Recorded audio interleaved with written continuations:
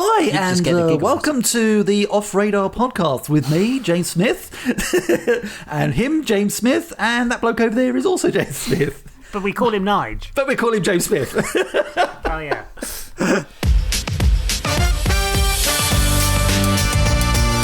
Hello, you are listening to Off Radar with me, James Smith. Me, Neil Brock. And me, James Eatock. It's a movie podcast. We can do characters that fly and shoot laser beams and do woo. Beneath all of that, it's all about friendship. Playing the drums until his hands are bleeding. Each week, one of us picks a movie that all three of us either haven't seen in many years or in some cases haven't seen at all. We each head off and watch the chosen movie, return to the microphone, then waffle about it for your listening pleasure. Furthermore, if you want to join in and suggest a movie for us to watch, why not tweet us at Radar Podcast or email us on offradarpod@gmail.com. If you like what you hear, please subscribe, share and review. It really helps getting the pod out there. For now, strap in, turn the volume up and let's go Off Radar. I think you need to turn off Eatock's camera already. Hello. Good. Here we are again on Off Radar.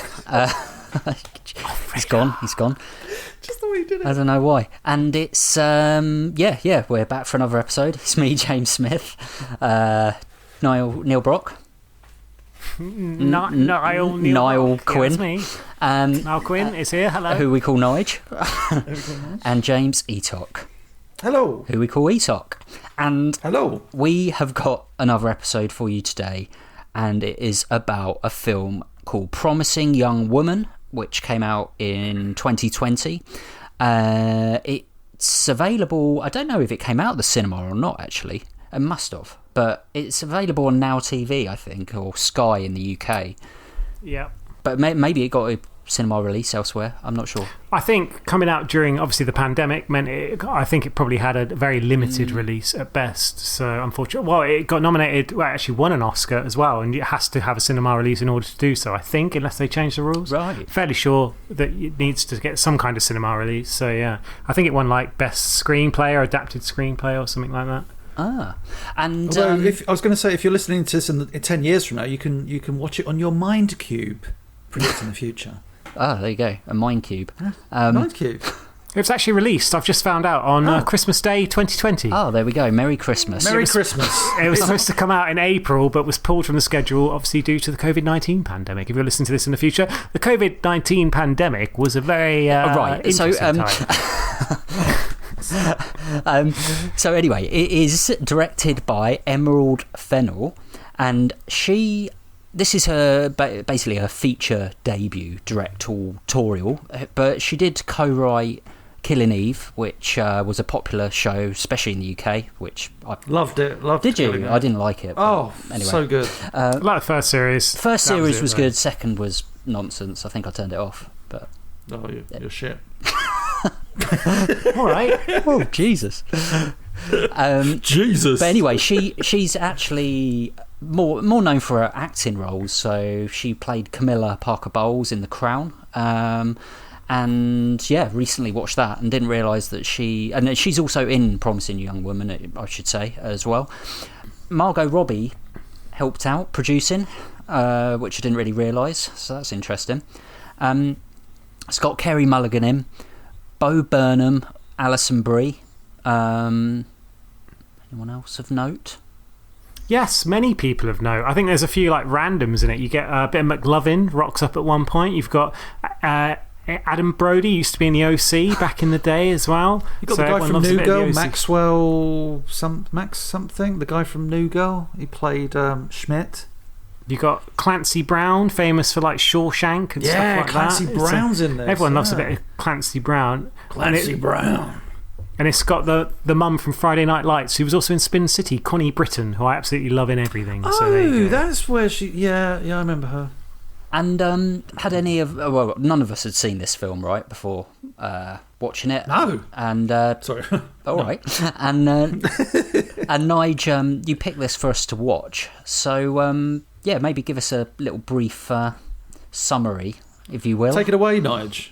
Well, I saw the advertising for this, and it looked quite an interesting film. And what I did actually see as well, because obviously there was quite a big delay between the film kind of being due to come out and some of the press seeing it and actually finally being released. One of the reviews actually picked out the fact, and sorry to jump into this straight away, that like Carey Mulligan's character wasn't attractive enough to play the lead, and it should have been someone like Margot Robbie. Really? So What? Yeah, I know. We'll get into that in a minute. Yeah. It turned out that this guy was like a gay guy and was like, oh, I have no preference, blah, blah, blah, blah, blah. Anyway, nonsense. But regardless, the film itself is about a woman, I should say, called Cassie Thomas, who's a medical school dropout. And it kind of starts off with her going on these kind of, I wouldn't even call them dates. She goes into sort of random like clubs or places like that. Is absolutely smashed, completely out of her mind. Gets picked up by quite seedy blokes who are like trying to be the gentleman and taking her home. Put something in your ear. Good God almighty. You know, they put themselves in danger, girls like that. It was a perverted thing to say. You'd think you'd learn by that age, right? Please lay down. What are you doing? It's okay, Kate, you're safe. What are you doing? Hey, I said, what are you doing? Nefarious motives of trying to get her into bed, and she kind of gets them into a position whereby they're doing these kind of awful things, practically being raped, and then she kind of snaps out of it because she's not drunk. She's kind of put them in this position and been like, what the hell are you doing, kind of thing. Almost trying to shock them into, this is not a way to behave. This is not a way to sort of treat a woman or to do anything like that, and just make them feel like the scum that they are. I go to a club. I act like I'm too drunk to stand. And every week, a nice guy comes over to see if I'm okay. You okay? It kind of turns out the reason why she's kind of gone this way, she's dropped out of medical school, she's just working in a coffee shop, still living with her parents, and kind of this is her main thing that she does with her life, is because her best friend and her fellow classmate from when she was in medical school was raped by people within kind of her course. And although it's not explicitly said, it very much feels, certainly at the sort of the first half of the film, that character, that her friend is not in the film, and you can only fear the worst. And yes, unfortunately, it turns out that her friend Nina had actually killed herself. And sort of where the film develops from this, obviously, she's almost, for want of a better expression, she's almost like a crime fighter going out there and kind of catching these men in these horrible situations. But it also means that she's at a point in her life where she's very distrustful of men, and it's only when she kind of works in a coffee shop she kind of gets charmed by Bo Burnham, who's like quite a well-known stand-up sort of comedian in the States, and who I hadn't really seen him very much before this film. Kind of chats her up to the extent that they go on a date and they take things extremely slow because, as I said, she's very distrustful, but lo and behold, he ends up catching her in one of her, I suppose, like Venus Stings. flytraps or whatever you want to call it. Yeah, where he sees her walk, when she's like cancelled a date with him, he sees her walking out of this club with a seedy bloke, absolutely smashed out of her mind. Obviously, she's pretending it, but he doesn't know that. And obviously, that sort of throws a spanner in their dynamic. But part of what she's doing is trying to kind of revisit a lot of the people that had prominent parts in her friend being raped. So she visits kind of like the lawyer who defended the guy who raped her. She visits the head of the school that kind of pushed it under the carpet. So you're happy to take the boy's word for it? I have to give him the benefit of the doubt. Of course you do. Because innocent until proven guilty. No arguing with that. No. Thank you for your time. Is your friend okay? No, she's not. But Al Monroe is. You'll be glad to hear he's doing really well. He's getting married, actually. So, I guess you did the right thing. We have to give these boys the benefit of the doubt. That's why I know you won't mind that 3 hours ago, I picked your daughter, Amber, up from school and introduced her to the boys who live in that room now. What? She is really pretty, huh? She looks a lot older than she is. I don't believe you. I noticed they had a few bottles of vodka in the room, too, but I'm sure they'll take good care of your daughter. She seemed excited, actually. all these people she goes through one by one. Like one of her friends, I should say, from medical school, played by Alison Brie, who you might sort of recognise from Glow, and she was also in what's the school one? She was in Mad Men as well. Oh yes, of course, she was in Mad Men. She's done a lot of good stuff, but she didn't believe this girl. She was like, oh, she deserved it herself, she was a slut, she was drinking, that kind of thing. So Carey Mulligan's character Cassie kind of puts Alison Brie's character in this position where she gets so drunk she doesn't remember what happens, and she feels like for a while that she's been raped. She kind of sort of twists things on people to kind of put them in that same situation.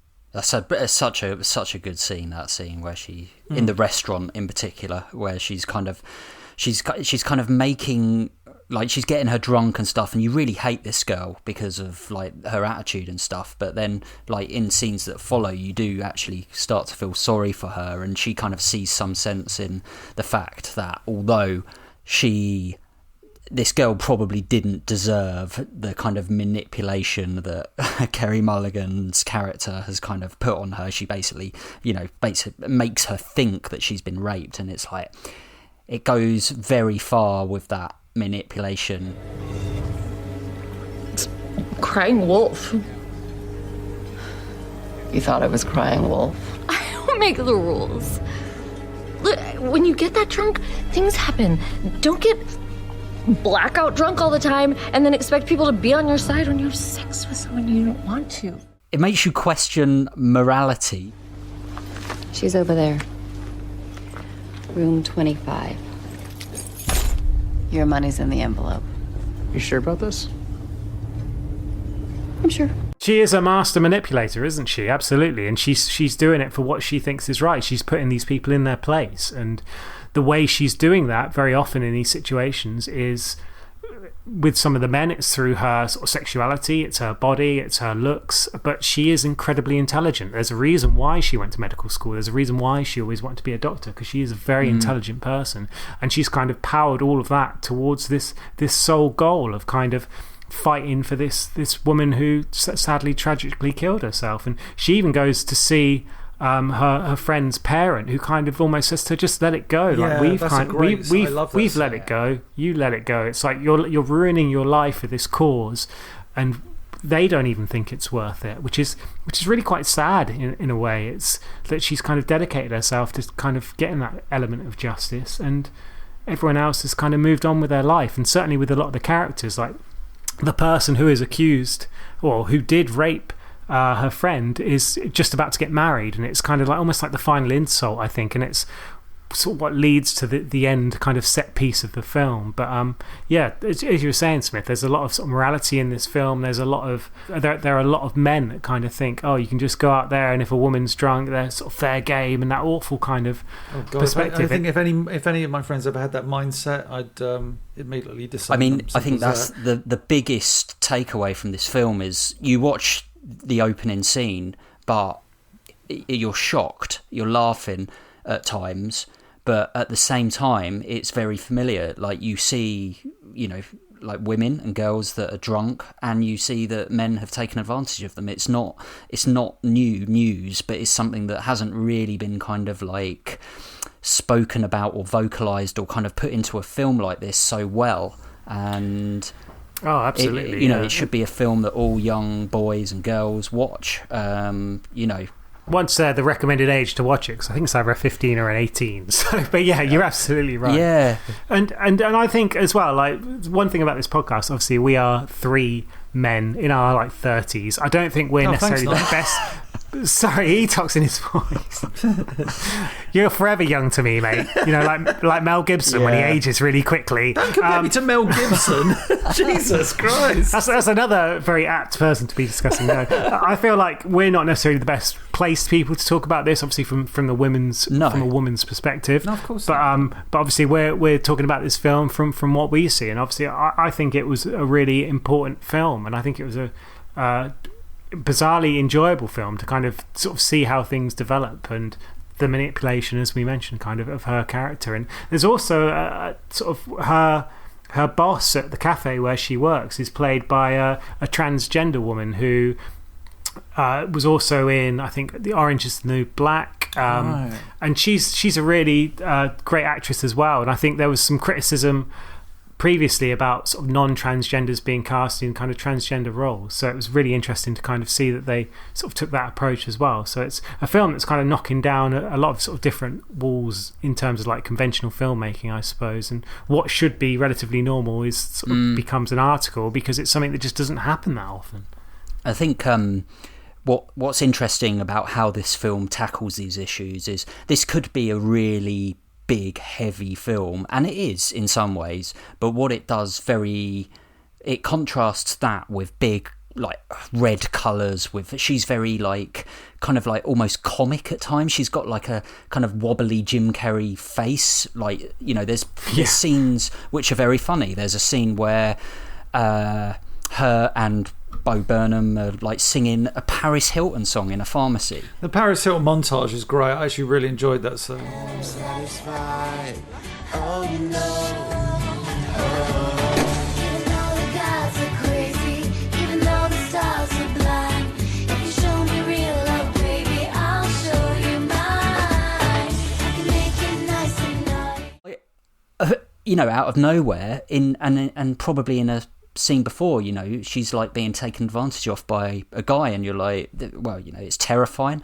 But then, like, so it contrasts that comedy, black comedy, with these big issues, and the way it does that is very good. The music is always really interesting. Like there's a part, well, later on, which you kind of said that she goes to a bachelor party and she's all dressed up, and it's almost like the crescendo, like the kind of build up of the film, and there's Britney Spears slaying. I don't know if you guys remember this, and it's like, do you know, I knew it was that. I wrote it down. What I wrote in my notes was I wrote Britney music / toxic.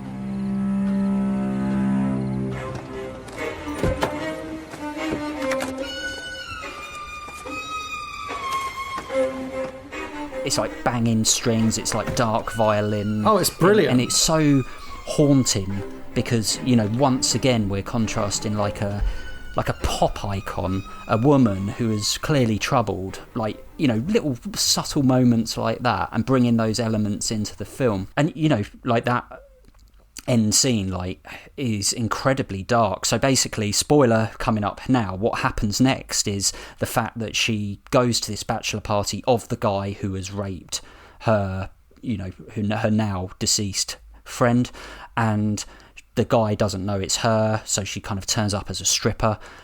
Like, she takes him upstairs. Electric blue hair and stuff like that, dressed as a nurse. Yeah. And it's all very over the top. Her nails are always painted. And then, like, she goes upstairs with him and she, ties him up. Anyway, they get into a kerfuffle and she gets, like, attacked in a certain sense and killed. And at that point in the film, I was like, no, you can't be... You're killing her off. What? Seriously, I was really frustrated. Yeah, it's shocking, isn't it? It's really shocking. It's like a huge punch in the gut. You're waiting for the guy who you now don't like, but you want him to come in and redeem himself, Bo Burnham, whatever his character's called, come in and smash him over the head. But he doesn't come, and you're like, what? Well, he as well is like her boyfriend. It turns out that he actually was part of the rape. That's what you kind of find. He was one of the people filming. You hear his voice in a recording that Alison Brie's character gives to sort of Carey Mulligan's, and obviously she's finally built up this level of trust with him and finally think, oh, you know what, men can be trusted. There are good guys out there, and this perfect good guy, he's like a paediatrician, a surgeon, like this amazing guy, turns out to be just another sort of part of the problem, I suppose. And that, I think that kind of pushes her over the edge, and that's why she decides, because she almost gives up, doesn't she, in terms of she's no longer out for justice, and then she kind of gets triggered, and obviously this scene happens where she goes and the guy breaks free of his handcuffs and suffocates her to death. And it's really a brutal, horrible scene to watch. But with the payoff that then comes afterwards is that you get the wedding, and you basically you get that payoff that it was all kind of planned, really, and that, you know, she was always going there to intend to kind of like almost like die and be I think it was like her backup plan, wasn't it? But Yeah. it's kind of like you weren't going But to get away with it. There was always going to be come up. I can't quite remember what happens, but she like texts Bo Burnham's character, doesn't she? And like it's a number of like it's a bunch of scheduled texts she sends out. Yeah. and it's like it basically reveals the fact that, you know, it was part of the plan, and without that I think it would have been a really, really dark ending, and probably quite a frustrating ending for me. Yeah, very bleak. Yeah. I think as well, like you've kind of said, the film is very dark, but it's also one of the most colourful films I've ever seen in terms of the actual colours on screen. Absolutely. It's like a bubble gum. Vibrant. It's almost like a Marvel movie. It's so vibrant. It looks incredible. It's like really stylishly Gorgeous. done. Like you said, like her nails sort of varnish and everything else. She's always kind of got that style about her, and it's really interesting. And it kind of makes you realise, it kind of makes you think the stuff that is dark, it's kind of compensated by this like brash colours, the music, the Paris Hilton, the Britney Spears, all that kind of stuff. But it's kind of almost sort of trying to portray sort of just because someone's dressed up in a certain way or they have a drink, it doesn't make them a target all of a sudden. It's like kind of that contrast, I suppose. But yeah, that may be stretching it a bit too far. But no, the question I had about the Notebook is obviously the thing. Not talking about the film, The Notebook. We're still talking about this movie. Is that so? She's got the film opens up and she, you know, the guy takes her back and then, you know, she basically goes, "Ha, kind of got you," and you know, you see her, that great shot where she's walking along the street and you think, oh, she's got blood on her. And then it turns out to be ketchup from I think she's eating like a hot dog or something, or a burger. But in the book, she's obviously done this numerous times, and you'll see that there's like blue crosses and red crosses. And it's like, what? Up until this point, what has been going on? Like, is a blue like a good dude? Is a red someone she killed? I think that's the problem I had with this movie, is that I think you get this, oh, she's offing guys. This is, you know, that's her deal. And that part I understood. Then suddenly it becomes this revenge film. Right, now I'm going after these guys, like these people. And it's like, wait a minute, wasn't that always your mission? It's like, no, apparently your mission was this, which I kind of preferred the non-revenge part of the movie. I understand, don't get me wrong, I understand the whole revenge part of the movie. Revenge is a wonderful kind of script structure kind of thing. But the start of the movie, in the first, like, I'd say third of it, where she's just randomly going after guys, I thought was so much stronger, because it's almost like this unknown that she's just grabbing guys off the street and, like, you know, or they're taking advantage of her. And yeah, I just didn't understand the shift. I understand the moment it becomes when, you know, she's talking to Bo Burnham, he's like, I'm still friends with all our old classmates, and she's like, oh, hang on a sec. That is the moment, isn't it, where she's like, oh, now I can get revenge on Alison Brie, you know, this person, that person, and eventually the entire stag party. But yeah, I didn't understand the whole, like, I understood the relevance of the Notebook, but what were all those guys she'd offed or tricked, or what was the difference between blue and red? Just maybe a different colour pen. Come on, let's be honest. But was she like vastly experienced at this? That was the thing. I thought it was more that, like, if they had a red one, they obviously tried to do something. If they had a blue tick, they'd just been normal. They'd been like, oh, we're on a date, we're having a date. Oh, she's drunk. I'll take her home, or she better leave. That kind of thing. They didn't do anything that warranted a lesson, I suppose, from because I think obviously in that opening scene, prior as you know, as the opening credits roll, it is implied that does she kill these guys? You know, what does she do exactly? And I think that's almost like a grey area in the film, because obviously they even hint at it with, like I say, the blood from the hot dog or the burger she's eating drops in the dress, and it's like, oh, blood, and then, oh no, it's just ketchup.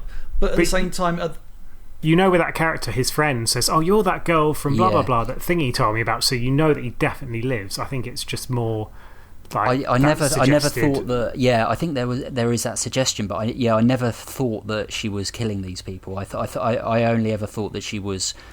Sorry, maybe I shouldn't have said killing. Maybe like you know, doing something nasty to them. You know, because even in that scene, you know, that first opening scene, it's like, what's going to happen? Then it cuts to the opening credits. It's like, what did happen? It's like, what, she left and got a burger. Yeah, that maybe is what happened. But I'm fascinated, because I think there might be a darker tale behind her character, because it's obviously she is an incredibly damaged character with good reason. You know, her best friend committed suicide. She's gone through a lot herself. So I I just think there's a lot more going on than we're led to believe.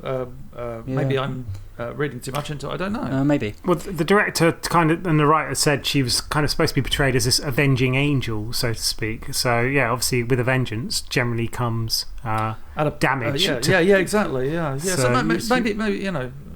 Talking about the ending quickly as well, we obviously touched on it, what happens in the wedding, that she gets that satisfaction, that revenge, I suppose. The original script didn't have any of that in at all, and it was only when the finances sort of almost threatened to pull out of making the film, like the sombre ending of her just being buried and that was it, that they added that bit. And it was kind of, the producers said, someone who was that meticulous and that intelligent, they would have always had that backup plan, which is obviously what happened in the film. So they were going to end it where she died?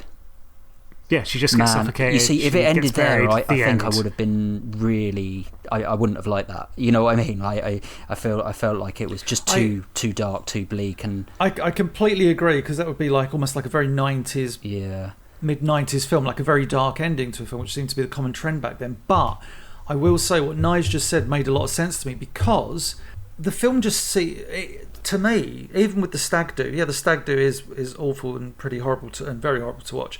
But everything that follows that, with the burning of the body and everything, and the wedding, feels like a different movie to me. The tone, I feel, shifts massively. This is my that's true. Kind of like spoiling my review here. Like everyone, no. Some people probably some people that really love this film, and I totally get it. But I think this film starts. The first half of this film, I think, is so good, like so strong, like the opening scene and everything, regardless of my misinterpretation or whatever of the Notebook. But it seems to be. I get it, and I get where it's going and stuff, and I love the fact when Bo Burnham's character turns up and he brings out that humanity of her, and I thought, oh, this is interesting. You're waiting for it to go wrong, but you're fascinated to see this very vengeful character. You see her interact with her parents, who seem to be very unloving. There is an amazing line from the father where he says, I wrote it down, where he just goes. He was like, Nina was like a daughter. We've missed her like we've missed you. And it's like a really beautiful moment, because she's so kind of distant from her parents, kind of thing, because she's apparently so obsessed. A lot of that scene was improvised as well. The parent, the scene where they're all round the dinner, you can see that kind of like quick fire. Like some of the comedy is brilliant. Ryan, I hear you're a doctor. Your parents must be very, very proud. Not really. They wanted me to be a DJ.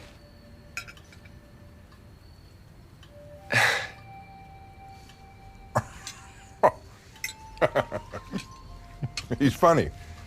That's funny. You didn't say he was funny, Cassie. Dad. You didn't say it was funny. No, I said you were boring but rich. I am boring, not that rich. Oh, well, in that case, thanks for stopping by, kid.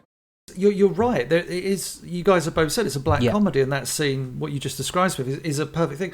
But I just feel the end, even with the stag do to a degree, it becomes very farcical. I understand that scene is very dark, where she gets suffocated. It is really hard to watch. Although my tactic with suffocating is just stop moving and pretend to be dead, just for like a few seconds, let them get off, and then boom, that would be my tactic. But he just seems to hold her for so long. I know. That's the incredible thing about that. It's got to be like a minute and a half continuous shot, something like that, where it's just. A random bit of trivia, like the director, I think her dad worked as like a policeman or someone like that, and she asked him how long would it take to suffocate someone, and he said 2.5 minutes. So they made the shot 2.5 minutes. She did the scene as well herself, rather than getting a stunt. Because you could easily use someone else, because her face is like not in shot at all. But she wanted to do that.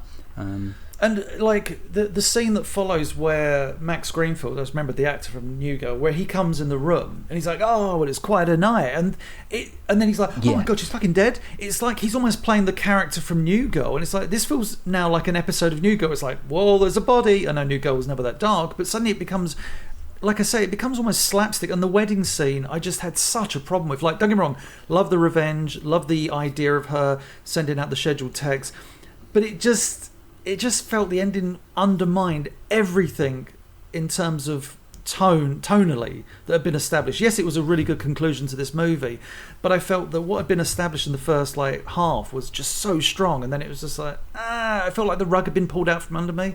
So you can see. Yeah, well, no, that's really interesting. I think, but for me, I didn't want.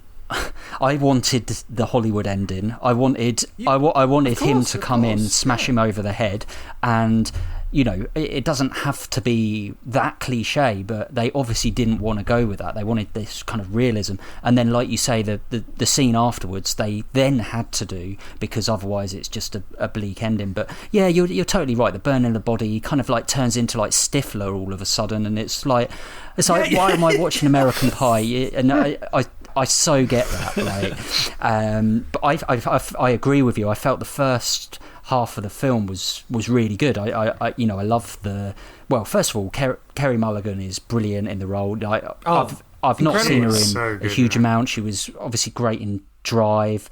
Recently watched Suffragette, which I thought was very good, and Mudbound, which is a Netflix own one, which is worth watching. But I've not seen loads of her, but I think she's awesome in it. I think the way it tackles these kind of big topics is important, and I think it does it really well. I think the fact that it balances that with the comedy and the seriousness of it to make you question like many parts of our society and our reality, it does very well.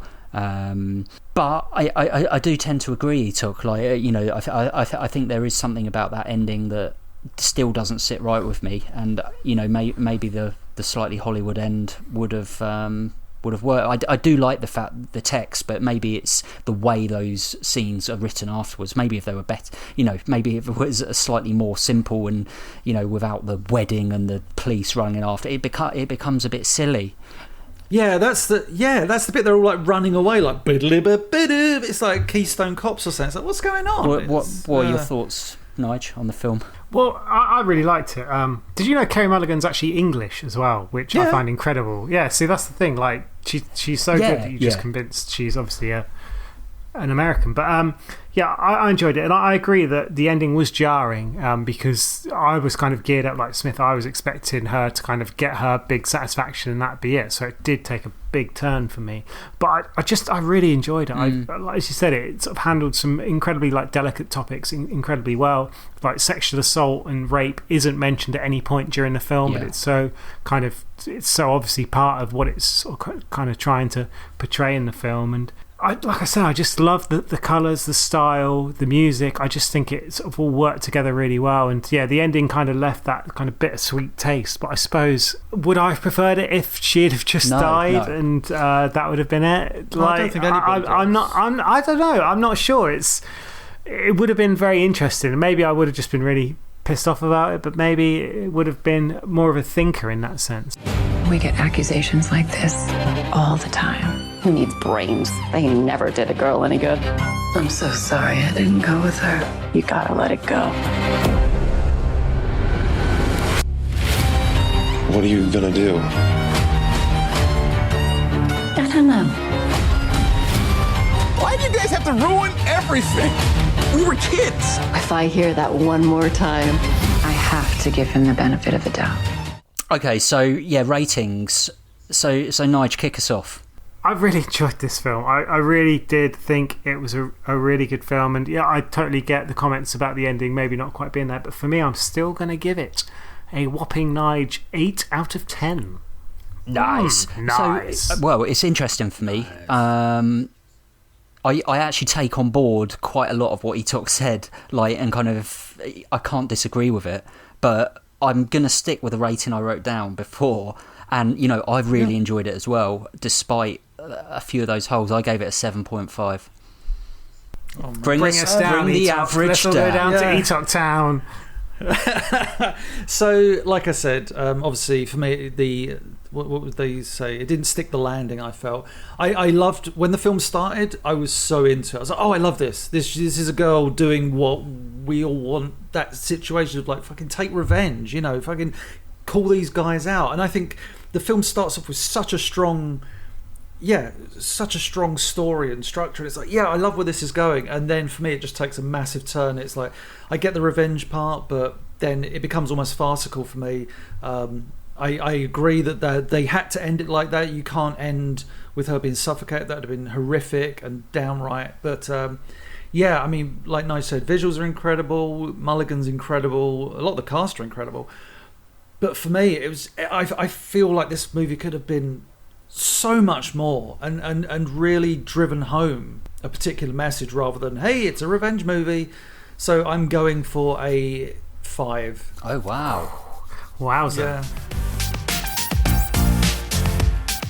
Well, look, guys, I hope you enjoyed that episode. And if you want to get in touch, why don't you email us on offradarpod@gmail.com. You can tweet us at offradarpodcast, or you can follow us on Facebook at offradarpod. And let us know what you think about that film or any of the films we've reviewed so far. Also, just do us a favour and please share and subscribe and review this episode. It really does help getting the pod out there. And we really appreciate you listening to our voices. So next week, we will be discussing and reviewing The Talented Mr. Ripley. That's right, so go away, revisit it or watch it if you haven't seen it before, and we will speak to you next time on Off Radar.